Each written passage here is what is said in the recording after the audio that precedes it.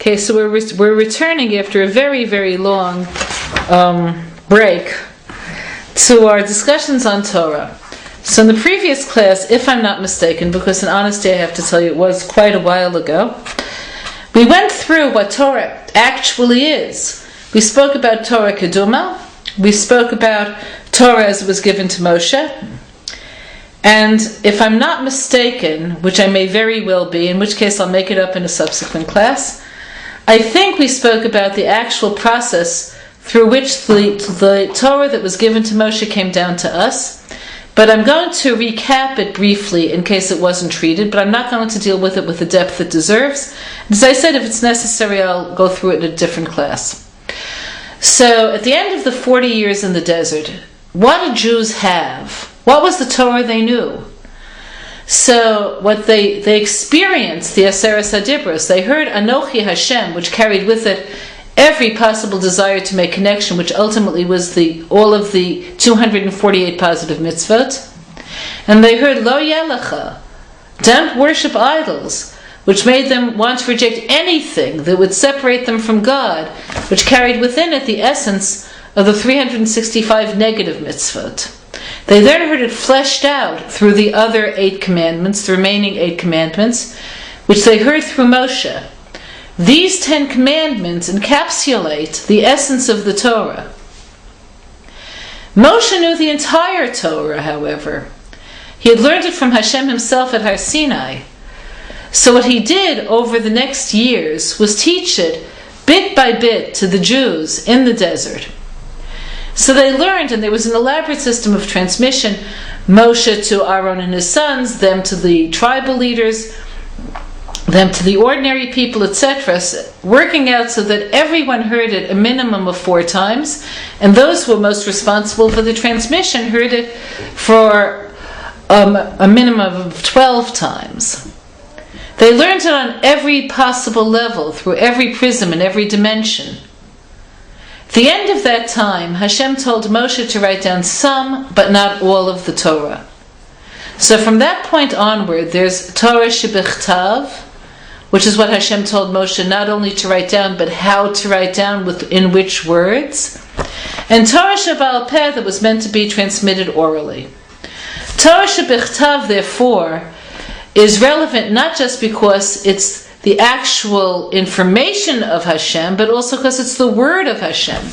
Meaning each word is enormously significant. Its spelling, the selection of the word, why it's repeated or not repeated, all of these are significant and important questions and answerable questions in the written Torah. The oral law was such that the actual content of Torah was passed on, but the words that were used were carefully selected human words. So the oral law remained oral for several reasons. One was that in social interaction between a student and a teacher, there's give and take. There's questions that need to be answered. A good teacher could see if she's losing her students easily, like if their heads are on their desk, if they go to the bathroom frequently, like more than twice in 10 minutes, if they're drawing pictures in great detail. And she'll see that she has to adjust what she's saying to their capacity to hear. A serious student will ask questions of the teacher. So far more integrity can be maintained in oral learning than can be in reading a book where there's no possibility of asking or answering a question. Another reason is that oral law requires personal commitment. In frontal learning or in book learning, then somebody is passive and someone is active. In oral teaching and learning, nobody's passive. There's far more commitment. The questions have to be asked and repeated and gained and dealt with.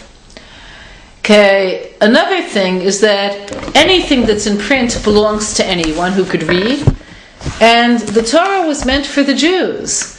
So to preserve it from being adulterated by the nations, which indeed the written Torah was, as we know, it was oral. In order to prevent it from being corrupted, a very elaborate system that leads up to the Sanhedrin was involved. Every city had to have a court of 3 people who had very limited jurisdiction, but who were people of good reputation. So if people had a serious dispute about what the tradition actually is, they had someone to ask. Anything more serious went to a court of 11, which the judges had to be more qualified. But to be on the court of 11, one would have had to have already been on a court.